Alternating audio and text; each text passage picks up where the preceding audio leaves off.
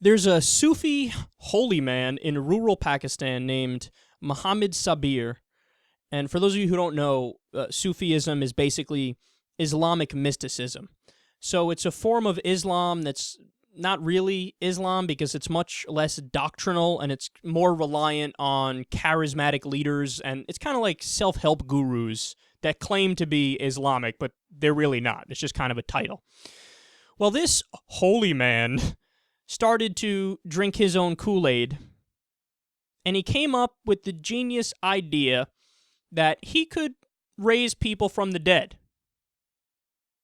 Now, usually when people do stuff like this, they know they're conning people. Not this guy. He actually started to believe in himself. So he asked one of his followers to volunteer. A guy named Muhammad Niaz stepped forward to do so.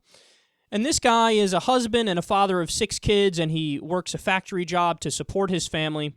By all accounts, he's a rather common man. So this holy man cut the guy's throat. He killed him. The guy's dead. Now, when he realized, he started whispering in the guy's ear after he cut his throat, he realized, oh, this isn't working, I can't bring him back. You know what he did when he realized that, oh, I can't do it, I just killed a dude? He ran. He said, I'm gonzo. I'm out. Forget it. Now, eventually he was caught, but stop and think about this. Now, he is facing murder charges. I should also get that out there. But stop and think about this. Whenever people talk about religion and, different belief systems that are metaphysical and supernatural in their nature, what's the worst case scenario? Well, we know the worst case scenario. The KKK for Christians, that's fuck it, they're terrorists. Abortion clinic bombers, jihadists, Al-Qaeda, ISIS, you name it. But this too. This belief that you actually can do something you can't do. There's examples of this in martial arts as well. There was a video that went viral on the internet of some guy who actually believed that he can fight through like chi or forces, and he would fight his students and he would just toss them all around without touching them at all. Like he would just do a motion towards them and they would fall. Now, they were, I guess, faking it, or they thought he was actually hurting them with his chi, and they would go along with it. But then when this guy actually fought somebody who didn't believe his bullshit, the guy fucked him up, and he was exposed as a fraud. But this is the point. When you let go of reason and rationality, there's no telling where it ends. It might end with somebody cutting somebody's throat and expecting to raise them from the dead. And of course you can't do that.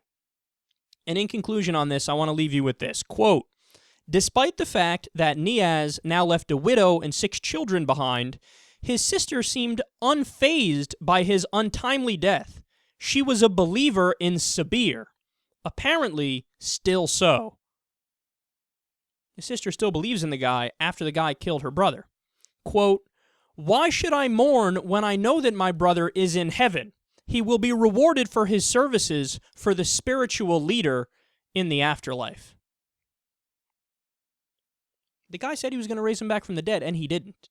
That proves he's not a holy man. He doesn't know what the fuck he's doing. He just killed somebody. He doesn't know how to do it. He couldn't do it. But she still believes. Why? Because like I said, once you let go of rationality and reason and logic, there's no end to it. You don't know where you'll end up. You can believe anything.